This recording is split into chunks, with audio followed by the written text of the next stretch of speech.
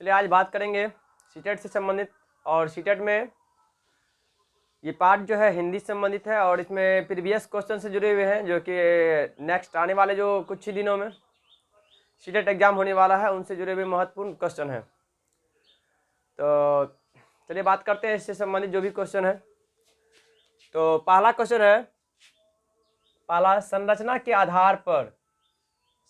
आधार पर किए गए वाक्य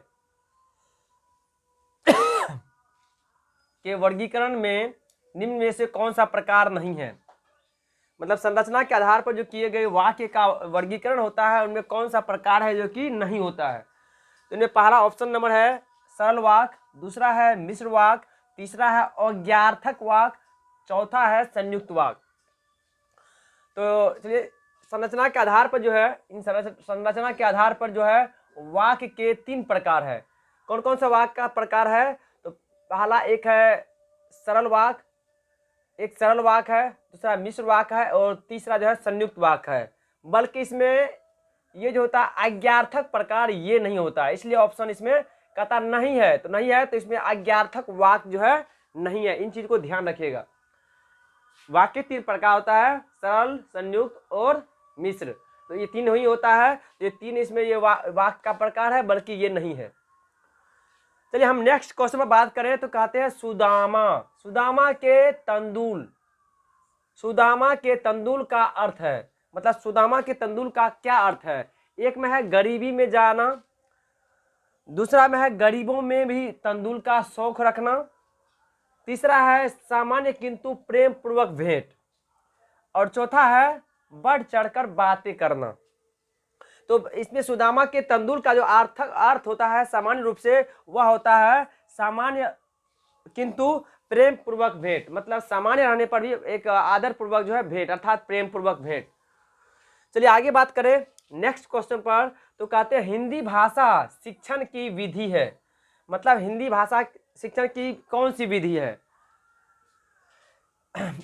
शिक्षण की? तो एक में है अनुकरण विधि, 2 में है आगमन निगमन विधि, 3 में है भाषा प्रयोग शाला और 4 में है ये सभी। तो यहाँ पर हिंदी भाषा शिक्षण के बारे में कहता है कौन सा विधि है। देखिए हिंदी भाषा के लिए ये इन सभी में ये सभी होगा, ये सभी विधि जो है उपयुक्त है। जैसे कि अनुकरण विधि, मतलब बच्चा क्या करता है, शुरू में किसी चीज को देख करके सीखता है, उसका जैसे जैसे करता है उसको वो करना प्रारंभ करता है। ये हो गया अनुकरण विधि, मतलब देख करके खुद को करना, दूसरे का नकल करना, अर्थात अनुकरण हुआ। अब आगमन विधि, आगमन में क्या होता है, पहले क्या तो एक उदाहरण दे दिया जाता है, उसके बाद कोई ऐसा नियम जो होता है नियम तक पहुंचा जाता है, वो आगमन में होता है। मतलब जो भी क्वेश्चन होता है क्वेश्चन को दे दिया, उसके बाद उसका नियम जो है वहां तक पहुंचना, वो आगमन में होता है। निगमन विधि, निगमन में क्या होता है तो पहले नियम दिया जाता है और उनके बाद उस तरह के प्रश्न दे करके समझाया जाता है। तो आगमन निगम दोनों विधि इसमें उपयुक्त है शिक्षण में। अब भाषा प्रयोगशाला, मतलब भाषा प्रयोगशाला में जो होता है मूल रूप से भाषा का जो है वाक्य को पढ़ने या इस प्रकार भाषा विधि में कंप्यूटरीकृत प्रयोगशाला होता है, जो कि भाषा सीखने की एक विधि है। ये मतलब कंप्यूटरकृत होता है जो कि एक भाषा सीखने की विधि है। तो ये तीनों विधि इनमें बहुत ही कारगर है, इन चीज को ध्यान रखिए। चलिए हम आगे बात करें तो आगमन विधि के रूप में रूपों की संख्या है। मतलब आगमन विधि की रूपों की संख्या कितने हैं? तो आगमन विधि के जो है मुख्य रूप से कितने प्रकार है? तो आगमन विधि के 2 प्रकार है। यहाँ देखिए, एक में है 5, 2 में है 2, 3 में है 7, 4 में है ये, तो इनके 2 है।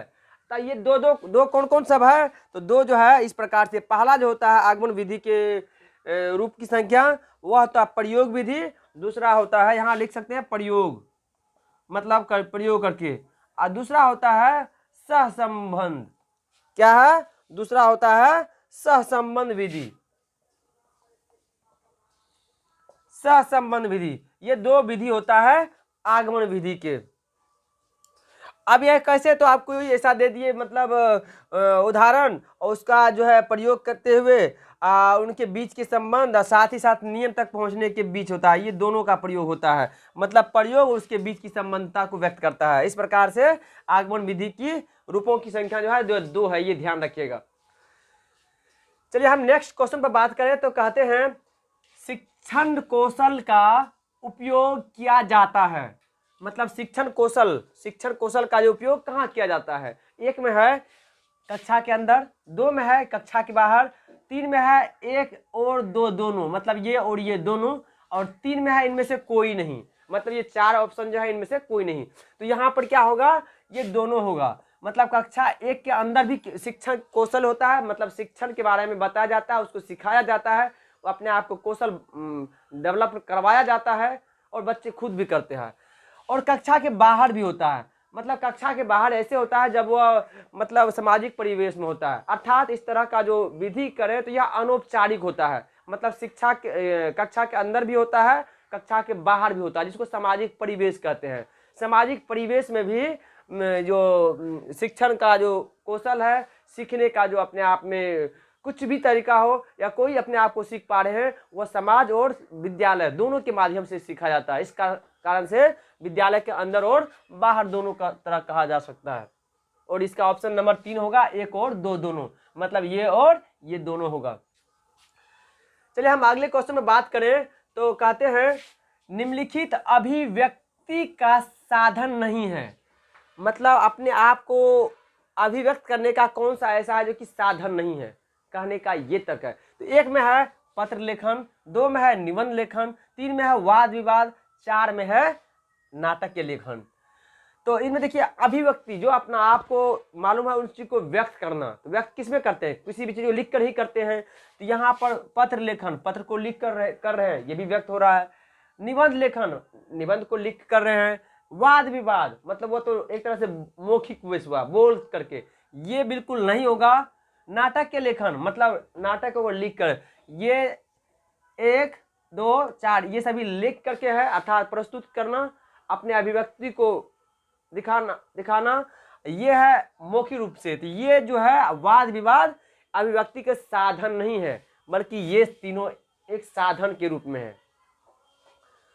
चलिए हम आगे बात करें अगला, तो कहते हैं बालकों को लिखना सीखने से पहले यह आवश्यक है।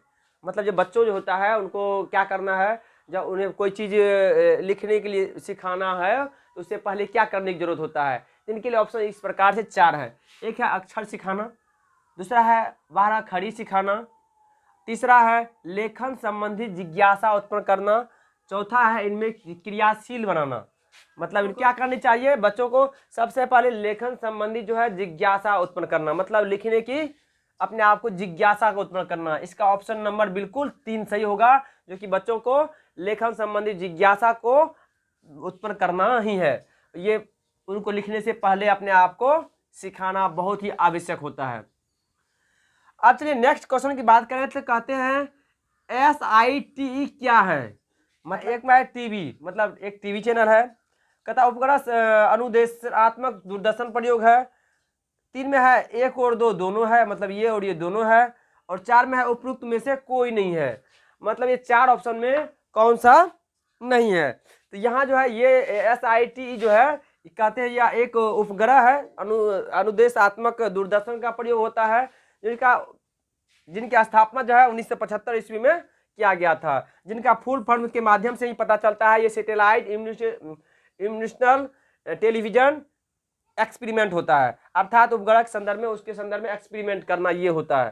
तो इसका ऑप्शन नंबर 2 बिल्कुल सही है। तो चलिए अभी तक हमारा यदि वीडियो अच्छा लगा हो तो जरूर लाइक कीजिए, सब्सक्राइब कीजिए, शेयर कीजिए और कमेंट भी अवश्य कीजिए। और साथ ही साथ बताना चाहेंगे आप सबों से, जो आज से मतलब ये दिनांक 7/12/2021 से सीटेट से संबंधित हिंदी का आज से प्रीवियस क्वेश्चन 8 से 9 नाइट में हमारे यूट्यूब चैनल US विजडम से माध्यम से होगा। जरूर आप इससे जुड़ करके जो भी है मौखिक बेस पूछा जाएगा 4 ऑप्शन के साथ, उनमें जो भी दिक्कत आएगा उनको बोर्ड के माध्यम से डिफाइन किया जाएगा। इसलिए आप लोग भली भांति यूट्यूब चैनल पर जुड़ करके आपने जो भी अभी तक तैयारी कर पाए हैं उस चीज़ को आप अपने आप को अनुकूलन कर सकते हैं, अपने आप को एनालिसिस कर सकते हैं हमारे यूट्यूब चैनल पर आकर के। चलिए, थैंक्स।